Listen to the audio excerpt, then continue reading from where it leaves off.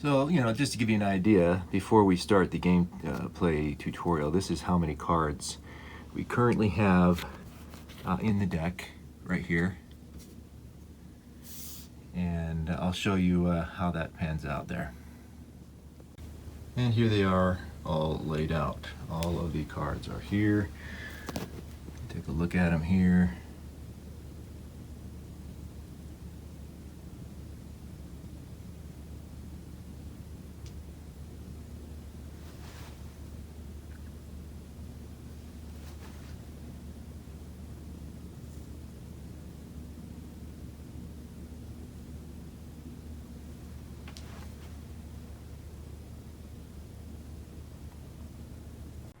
Wetlands consists of 4 types of cards: basic territories, waterfowl, events, and wetland territories. The basic territories are divided into 3 types: bogs, marshes, and swamps.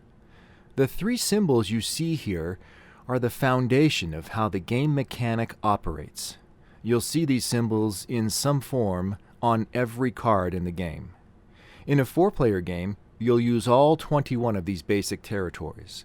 For a 3-player game, you'll remove 2 swamps, 2 marshes, and 2 bogs. A 2-player game, you'll remove 1 more of each. And do not ever remove the cypress swamp, mountain lake, or tidal marsh. These are unique and need to stay in the game. Basic territories are only used to attract waterfowl to your gameplay area. The number over the symbol indicates the power of the territory when attempting to attract waterfowl. The bulk of the cards in Wetlands are the waterfowl. They are the chief mechanism for scoring. There are 3 categories of waterfowl: dabblers, divers, and geese, swan, and other waterfowl. You must use basic territories together to attract waterfowl to your play area. The small colored orbs along the left side indicate how many basic territories you'll need. For instance, the gadwall duck needs 1 bog, 1 swamp, and 1 marsh to be successfully moved to your gameplay area.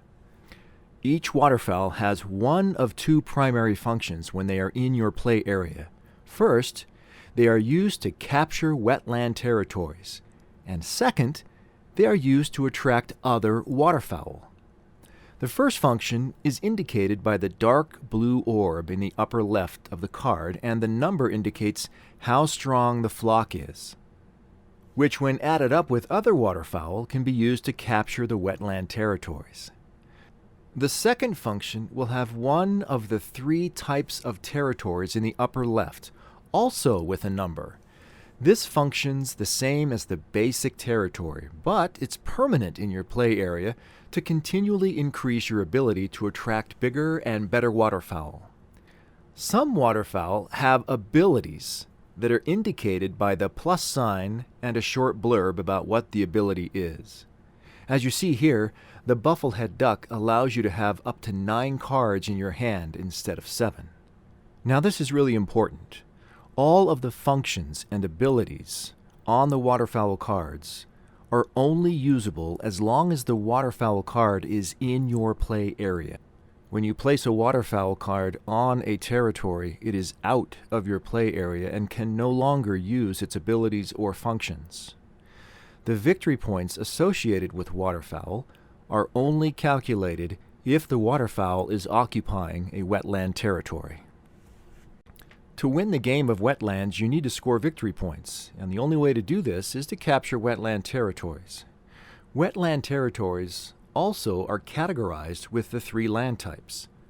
Capturing a wetland territory consists of 2 mechanics. The first is you must have enough waterfowl in your play area to equal or exceed the value on the wetland territory. Any waterfowl can contribute as long as they are in your play area and they have the dark blue orb. Waterfowl that are used to attract other waterfowl may not be used this way. Now this is important as well. When capturing a territory, you must place 1 of your waterfowl from your play area on the territory. The waterfowl that you choose must have the dark blue orb and must have an orb on the left side that matches the wetland territory type. If the waterfowl in your area does not meet these requirements, you may not capture the territory. Once you place the waterfowl with the territory, it is considered no longer in your play area. It cannot execute its functions any further. All territories can have 2 waterfowl occupying the card.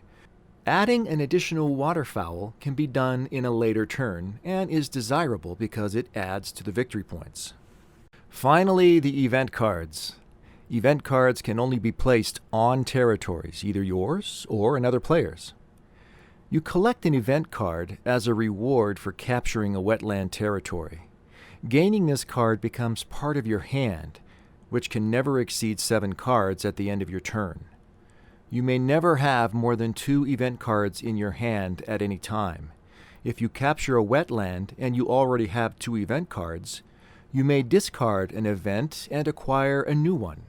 When event cards are placed on wetland territories, they will either help or hinder the territory in some way. Only one event can occupy a territory at a time. Now you know all about the cards, let's set the game up.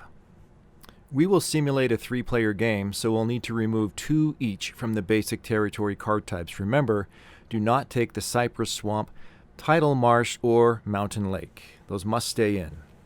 Shuffle each basic territory set separately and place face down. Shuffle the event cards and place those face down as well in a single pile. Shuffle the dabbler ducks, place face down and deal 3 face up. Do the same for the divers and other. Finally, shuffle the wetland territories, place face down, and deal 3 face up. All cards should be within reach of all players. Players will start with no cards in their hand. A player has several options they can perform on their turn. A player may take 2 basic territories, and the choices must be different. A player may discard basic territories to attract a waterfowl to their play area. A player may capture a wetland territory using valid cards from their play area, making sure to place 1 matching waterfowl with the gained territory. A player may execute a special ability from a waterfowl card, place a waterfowl on a captured territory, or place an event on a captured territory. All of these actions are available to a player, but you can only choose one, then your turn ends.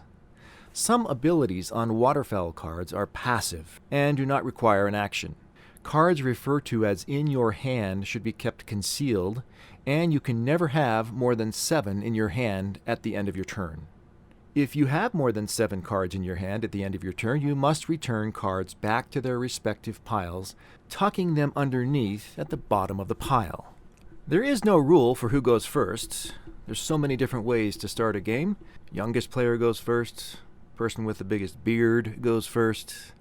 Pick your favorite. Scoring in Wetlands is easy to calculate. The game will end when the last territory has been turned over. Each player will have 1 more turn after this happens.